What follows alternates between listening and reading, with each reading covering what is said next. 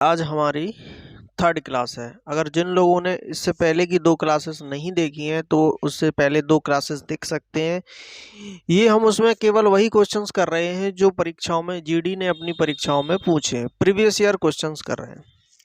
ठीक है, तो सीधा पहला सवाल आपके स्क्रीन पर है कि वह बड़ी से बड़ी संख्या जो 415, 688 और 825 में भाग देने पर शेषफल क्रमशः 7, 8 और 9 बचता है।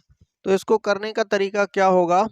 हमसे कहा गया कि एक संख्या है 415, पहली संख्या है 415, दूसरी संख्या है 688 और तीसरी संख्या है 825। हमें ऐसी संख्या बतानी है बड़ी से बड़ी जो हम 415 में भाग देते हैं तो 7 शेष बचता है, उसी से अगर हम 688 में भाग देते हैं तो 8 शेष बचता है, उसी संख्या से 825 में भाग देते हैं तो 9 शेष बचता है। तो जितना हमारा शेष बच रहा है उतना हम उनको कम कर देंगे। 415 में से हमने 7 कम किया तो ये 408 बचा, और 688 में से 8 कम किया तो 680 बचा, और 825 में से हमने 9 कम किया तो ये 816 बचा।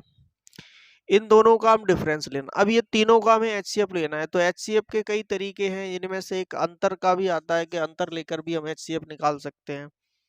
तो यहाँ हम देखेंगे कि 408 और 680 का अंतर कितना है। यहाँ 10 में से 8 गए, 2 बचे।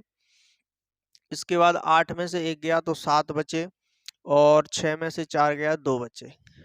यहाँ इन दोनों का अंतर देखेंगे कितना है। 6 में से 0 गया तो 6 ही बचेगा। इसके बाद 11 में से 8 गए तो 3 बचे, 8 में से 7 गया तो 1 बचा।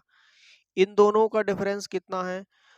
तो यहाँ ये बड़ी है तो 12 में से 6 गया तो 6 बचेगा। इसके बाद 7 में से 4 गया, ये कितना है, सॉरी 12 में से 6 गया, 7 में से 4 गए, कितने बचे? तो 3 बचे, और 2 में से 1 गया तो 1 बचा। इनका डिफरेंस, तो हमारा जो एचसीएफ है वो आ गया 136। अगर 136 ऑप्शंस में नहीं होता तो हम 136 के फैक्टर करते, लेकिन 136 ऑप्शंस में दिया हुआ है, इसका मतलब है इसका पहला जो ऑप्शन है वो सही होगा हमारा। 136 इसका आंसर है। दूसरे सवाल पे चलते हैं। दूसरा सवाल हमारा क्या है कि एक 9 अंकों की संख्या है 8, 9, 5, 6, 3x, 8 और 7 बाय, जो 72 से विभाज्य है। कितने से विभाज्य है? 72 से विभाज्य है। तो हमें अंडर रूट में 7x माइनस 3y का मान बताना है। तो ऐसी संख्या जो 72 से विभाज्य है वो 8 से भी विभाज्य होगी और 9 से भी विभाज्य होगी। 8 से विभाज्य होगी और 9 से विभाज्य होगी। तो अगर हम देखते हैं कि 8 से वही संख्या विभाजित होती है जिसके लास्ट के 3 अंक 8 से विभाजित हों, लास्ट के 3 अंक 8 से विभाजित हो, तो हम देखेंगे क्या इसमें बाय का मान क्या रखें कि ये 8 से विभाजित हो। तो हमने यहाँ एक बार दिया तो कितना हो गया, कुछ नहीं बचा, 7 उतारा, यहाँ 0 रख देंगे। अब यहाँ बाई की जगह हम क्या वैल्यू रखें कि 8 से ये पूरी तरह से विभाजित हो जाए। तो हमने बाई का मान यहाँ 2 रख सकते हैं, क्योंकि ये 9 बार कट जाएगा, इससे 8 से 9 बार कट जाएगा। तो बाई की वैल्यू हमें पता लग गई कि बाई की वैल्यू 2 है।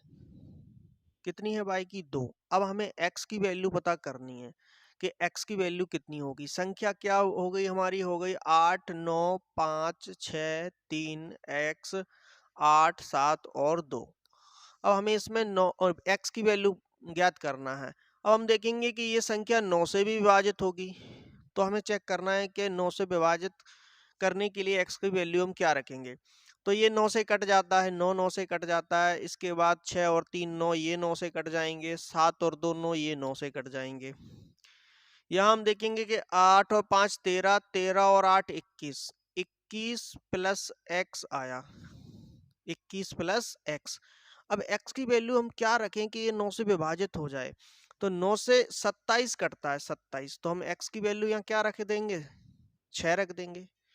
तो हमें x की वैल्यू 6 मिल गई और y की वैल्यू 2 मिल गई। तो हम इसका सीधा इसमें मान रख सकते हैं कि ये कितना हो जाएगा। अगर x की वैल्यू 7 है, 6 है, तो ये 42 हो गया और ये 6 हो गया, अंडर रूट लग गया। 42 में से 6 को कम करेंगे तो 36 बचेगा अंडर रूट में, और 36 का वर्गमूल कितना आएगा? 6। तो इसका हमारा सी ऑप्शन करेक्ट होगा। ये ठीक है, उम्मीद है ये समझ आ गया होगा। आगे सवाल पे चलते हैं। अगला हमारा सवाल है कि एक संख्या हम बाय को 225 से विभाजित करते हैं। एक संख्या बाय को, एक संख्या हमने बाय मान ली जिसको हम 225 से विभाजित करते हैं, तो जो शेषफल है वो 33 बचता है। शेषफल कितना बचता है? 33। अगर हम उसी संख्या को जब 15 से विभाजित करते हैं तो शेषफल z बचता है। इसी बाय को हम अगर 15 से विभाजित करते हैं तो z शेष बचता है, तो इस z की वैल्यू हमें बतानी है। z की वैल्यू बतानी है, तो हम क्या करते हैं कि सीधा सीधा यहाँ जो 33 आया था इसी में हम 15 से भाग दे देंगे। कितना होगा? 15 दूनी 30, 2 बार गया, 3 शेष बचा। तो इसका जो आंसर है वो हमारा 3 हो गया। कितना आंसर आ गया? ये 3 आ गया। तो z की वैल्यू कितनी आ गई? 3। अगले सवाल पे चलते हैं। अगला दिया है कि 104, 78 और 260 से पूरी तरह से विभाज्य सबसे छोटी संख्या p है। यदि p + 40 बराबर q स्क्वायर है तो q का धनात्मक मान क्या होगा? अगर देखिए 104 और 78 और 260 से कटने वाली सबसे छोटी संख्या, इन तीनों से कटने वाली सबसे छोटी संख्या क्या होगी? वो इनका एलसीएम होगी। तो हम इसको 104 को लिख सकते हैं 13 गुणा 4 गुणा 2, 13 चौको 52, 52 गुणा 2 104 हो गया। इसको लिख सकते हैं हम 13 गुणा 6, ये 78 हो गया, और ये 260 हो, हाँ ये 268 नहीं हो गया, ये 60 है।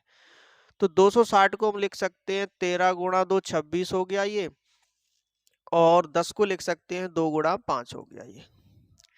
तो एलसीएम के लिए हम सबसे पहले क्या लेंगे? 13 ले लिया हमने, इसके बाद 4 है 4 ले लिया, और ये 2 था तो 2 ले लिया। ठीक, 13 हमने पहले ही ले लिया। 6 की बात करेंगे तो इसमें 2 है 3 नहीं है, तो 3 और ले लिया हमने, 3 ले लिया। इसके बाद हमने यहाँ देखा कि 2 और 2 4, ये तो है ही इसमें, 4 इसमें है, 5 नहीं है तो ये 5 ले लिया। तो ये हमारा एलसीएम आ जाएगा।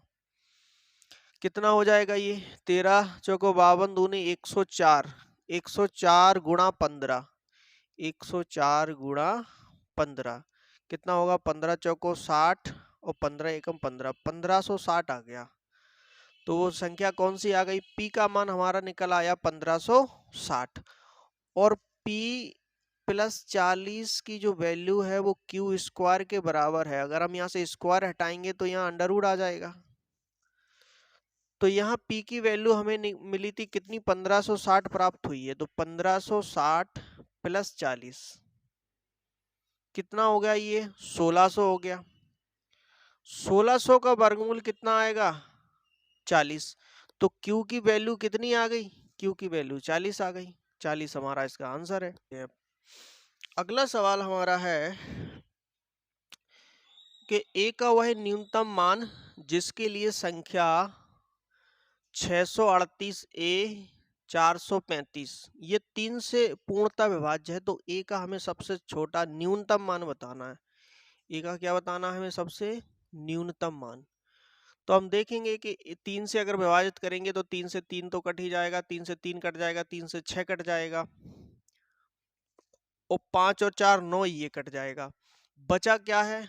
8 बचा और a बचा, तो 8 + a हो गया। इसको हमें अगर 3 से विभाजित करना है और a का न्यूनतम मान बताना है तो हम क्या रख सकते हैं? 1 रख सकते हैं। तो ये हमारा आंसर 1 आ गया, क्योंकि 8 और 1 9, 9 3 से विभाजित है, तो इसकी वैल्यू कितनी आ गई? 1 की न्यूनतम मान 1 आ गया। अगले सवाल पर चलते हैं। अगला है कि यदि संख्या a 6 और 21 से विभाज्य है तो 5a किससे विभाज्य होगी? एक संख्या a है जो कि 6 से भी विभाज्य है और 21 से भी विभाज्य है। तो जो संख्या 6 से और 21 से विभाज्य होगी, तो 6 और 21 का जब हम एलसीएम लेंगे तो ये आएगा 3 दूनी 6 और 6 7 42। तो इनका जो एलसीएम आ गया वो आ गया 42। तो वो संख्या 42 से भी विभाजित होगी। 6 से भी विभाजित है, 21 से विभाजित है, तो वो संख्या 42 से भी विभाजित होगी। तो हम कह सकते हैं कि वो संख्या 42 से विभाजित है तो 42 का फैक्टर होगी। तो हमने उस संख्या को लिख दिया 42A। अब इन्होंने कहा कि उस संख्या 5A किससे विभाजित होगा, तो ये हमारी संख्या आ गई 42A। हमने संख्या को क्या मान लिया 42 से, तो इसमें 5 से गुणा और कर देंगे तो ये कितना हो जाएगा 5 दूनी 10 और 5 चौको 20 और 1 21। तो हमने देखा कि वो संख्या 5A करने पर 210 का फैक्टर हो रही है तो 210 से भी विभाजित होगी वो। तो इसका जो आंसर हमारा 210 है। देखिए अगले सवाल पर चलते हैं। अगला सवाल दिया है कि किस प्रकार की संख्याएं सहअभाज्य या कोप्राइम नहीं होती हैं।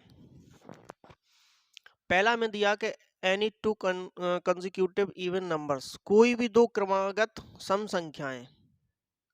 दूसरा ऑप्शन है कि कोई भी दो क्रमागत विषम संख्याएं, कोई भी दो क्रमागत विषम संख्याएं। तीसरा दिया है कोई भी दो अभाज्य संख्याएं। तीसरा दिया है कोई भी क्रमागत सम संख्याएं।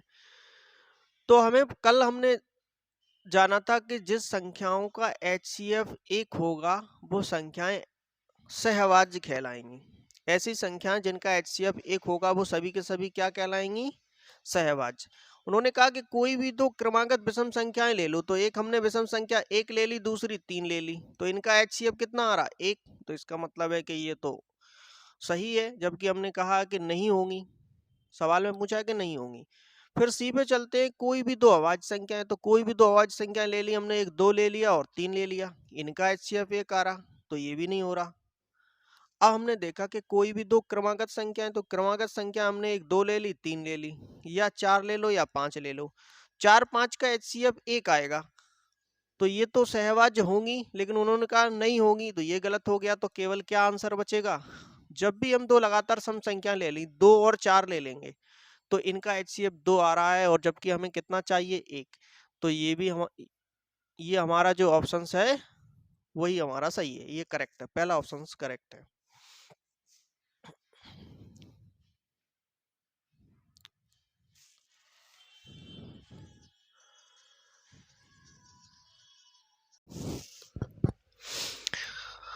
देखिए चलते हैं अगले सवाल पर।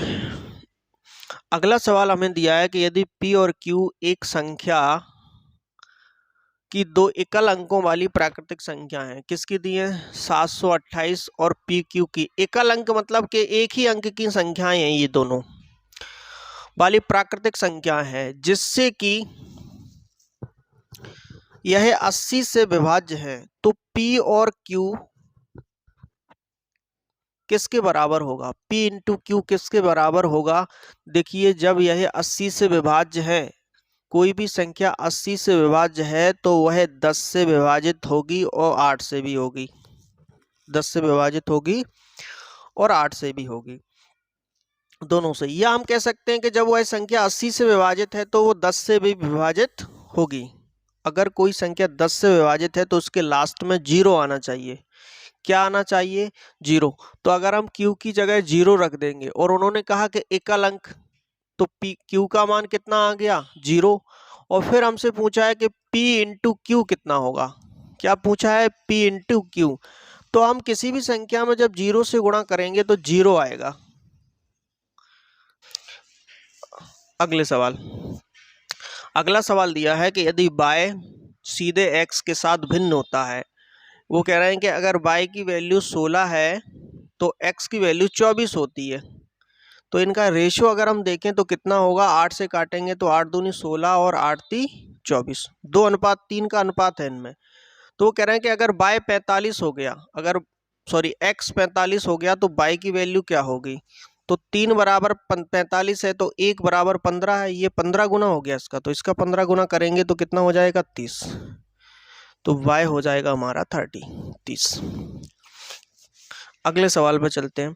अगला हमारा सवाल है कि यदि संख्या 758 P09Q5 3 से विभाज्य है तो P प्लस Q का न्यूनतम मान बताना है। अगर ये 3 से विभाज्य है तो हम देखेंगे कि ये 9 3 से विभाजित हो जाता है, 5 और 5 10 और 8 18 3 से विभाजित हो जाता है। क्या बचा, ये बचा 7 प्लस P प्लस Q, इसको हमें 3 से विभाजित करना है। तो हम P प्लस Q दोनों का न्यूनतम मान क्या रखें कि ये 3 से विभाजित हो जाए? तो हम क्या रख सकते हैं, यहाँ 2 रख सकते हैं, तो ये 9 बन जाएगा और 9 3 से पूर्णतः विभाजित है। तो P और Q की वैल्यू क्या आएगी? न्यूनतम 2 आएगी। ठीक है, ये हमारे पूरा कंप्लीट हो गया। उम्मीद है कि क्लास आपको पसंद आएगी, और अगर आपको पसंद आए तो आप इसको लाइक और शेयर ज़रूर करें, अपने दोस्तों के साथ ज़रूर शेयर करें। Thank you.